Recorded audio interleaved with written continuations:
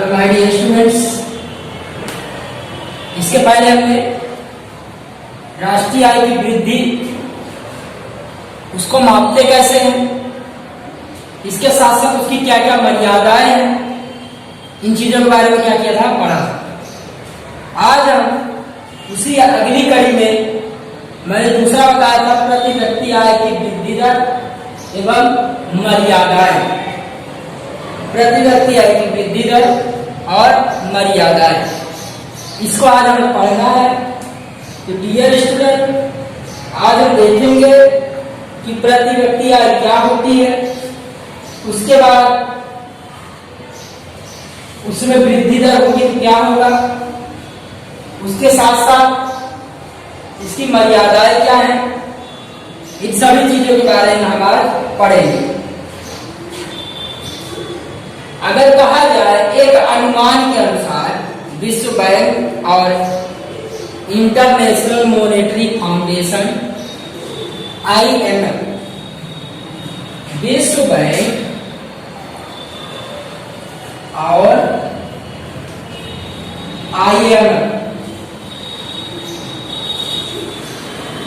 की परिभाषाओं के साथ अगर जाया जाए तो ये कहते हैं कि अगर व्यक्ति की प्रति व्यक्ति आय में प्रति व्यक्ति आय क्या है, पहले ये समझिए। तो प्रति व्यक्ति आय का मतलब है कि देश की राष्ट्र की कुल आय और कुल जनसंख्या। प्रति व्यक्ति आय का मतलब है राष्ट्र की कुल आय, प्रति व्यक्ति आय, इसको बोलते हैं पर कैपिटा इनकम या PCI। क्या कहते हैं, पर कैपिटा इनकम या PCI। इसको किससे दर्शाते हैं, तो राष्ट्रीय आय बटे में कुल जनसंख्या। क्या कहेंगे स्टूडेंट, कुल जनसंख्या। अगर मैं कहूं कि देश की जो राष्ट्रीय आय है वो कितनी है, 1000 रुपया में मान के चलता हूँ। अगर कुल जनसंख्या में 50 मानी तो प्रति व्यक्ति आय क्या होगी, 20 रुपया होगी। यानी राष्ट्रीय आय बटे में कुल जनसंख्या को भाग देने पर जो मुद्रा प्राप्त होती है, जो रकम प्राप्त होती है, उसी को हम प्रति व्यक्ति आय कहते हैं। उम्मीद है डियर स्टूडेंट प्रति व्यक्ति आय आपको समझ में आया होगा। अब बात करेंगे प्रति व्यक्ति आय में वृद्धि दर। एक अनुमान के मुताबिक अगर कहा जाए कि देश में प्रति व्यक्ति आय में लगातार वृद्धि हो रही है, इसका क्या मतलब है, इसका ये मतलब है कि राष्ट्रीय आय भी बढ़ रही है, तब ना प्रति व्यक्ति आय बढ़ेगी। तो हाँ, राष्ट्रीय आय बढ़ेगी तो साथ साथ प्रति व्यक्ति आय बढ़ेगी, और प्रति व्यक्ति आय बढ़ेगी तो राष्ट्रीय आय भी बढ़ेगी। इसका ये मतलब है कि अगर प्रति व्यक्ति आय में निरंतर वृद्धि हो रही है तो देश वृद्धि विकास दोनों कर रहा है। साथ साथ अगर प्रति व्यक्ति आय में कमी आ रही है, इसका मतलब है कि देश का विकास और देश विकास नहीं कर रहा है, वृद्धि नहीं कर रहा है। अगर प्रति व्यक्ति आय स्थिर है, इसका मतलब है देश का विकास क्या है, स्थिर है। और भी कई कारक हैं। अगर ध्यान दिया जाए कि अगर लगातार, जैसा मैंने बताया कि प्रति व्यक्ति आय बढ़ेगी तो लोग क्या करेंगे, अपनी सुख सुविधाओं पर खर्च करेंगे, शिक्षा ग्रहण करेंगे, मेडिकल हेल्थ सेक्टर में खर्च करेंगे। इससे क्या होगा, देश का विकास होगा। ये लगातार प्रति व्यक्ति आय बढ़ते रहे तो देश का विकास भी होता है।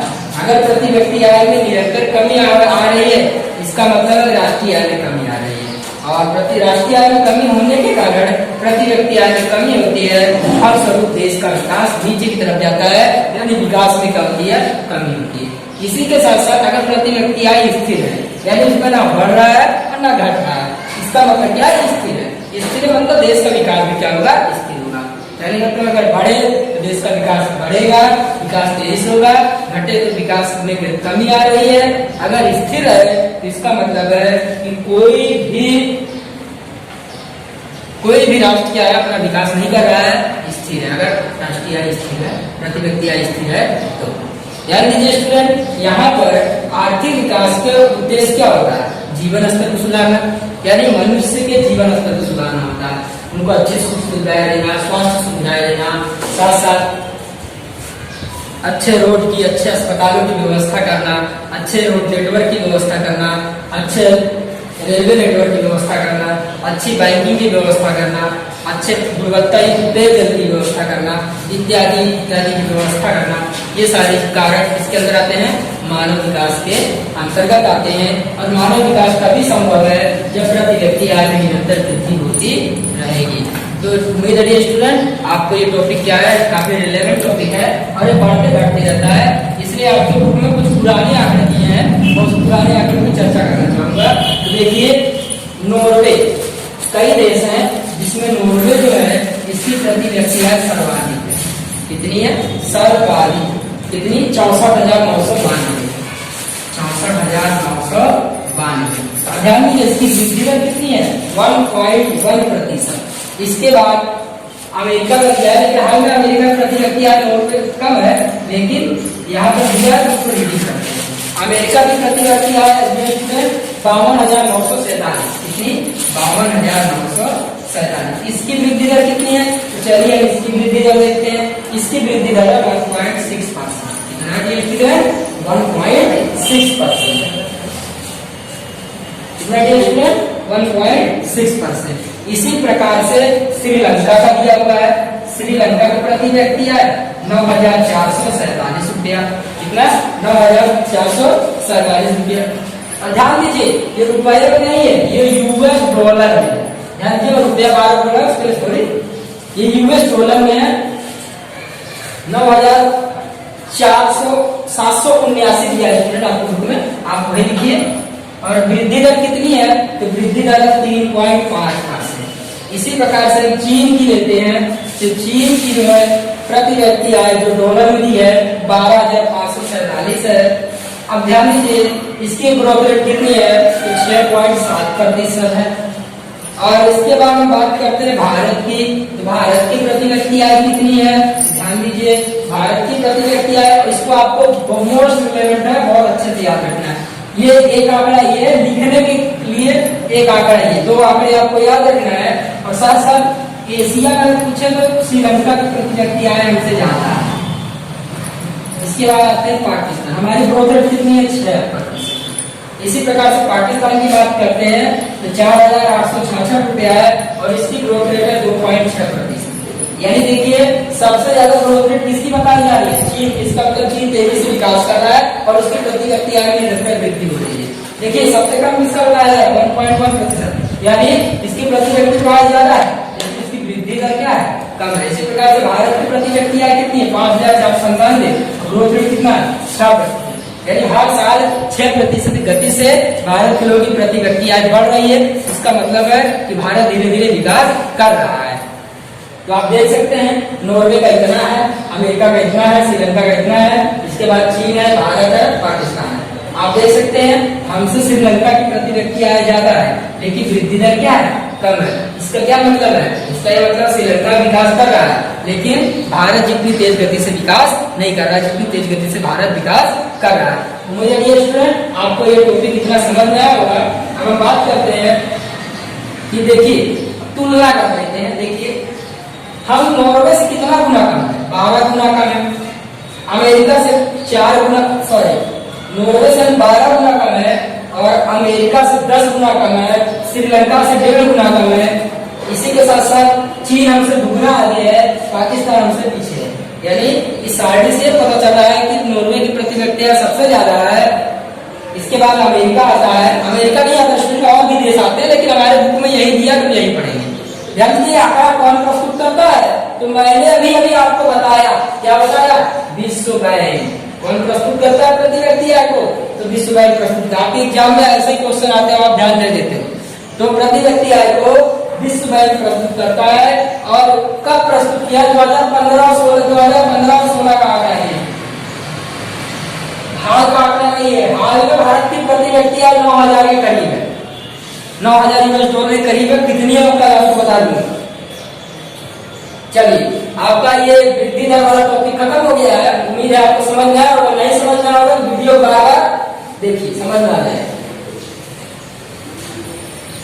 अब अगला टॉपिक हमारा स्टूडेंट इसी के अंदर है प्रति व्यक्ति आय की मर्यादाएं। कुछ लिमिटेशन भी होती है, कोई भी आंकड़ा हो उसका कुछ लिमिटेशन होता है, मर्यादाएं होती है। चलिए इसकी क्या क्या मर्यादाएं हैं उसके बारे में हम देखते हैं। चलिए पहला है सिर्फ अनुमान। ये स्टूडेंट आप बुक में मत जाइए, केवल मेरी बातों को सुनिए, बुक बाद में आप देख सकते हैं। सिर्फ अनुमान। दूसरा है राष्ट्रीय आय प्रति व्यक्ति आय की गणना करना मुश्किल है। राष्ट्रीय आय और प्रति व्यक्ति आय की गणना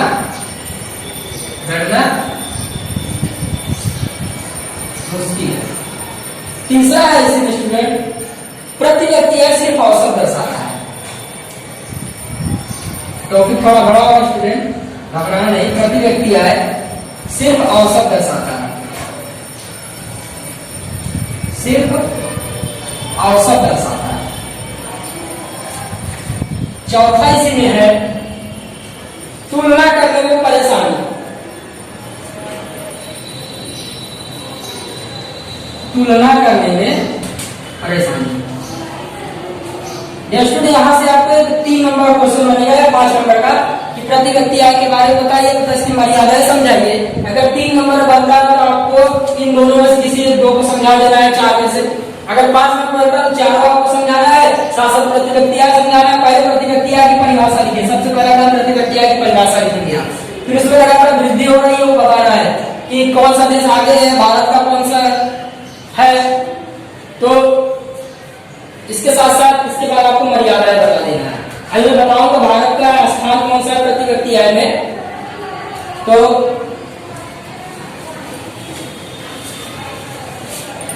तो आप इसका स्क्रीनशॉट ले लीजिए पहले कि क्या है, कितने प्रकार है प्रति व्यक्ति आय में, कितने प्रकार की मर्यादाएं हैं, उसका स्क्रीनशॉट आप ले लीजिए।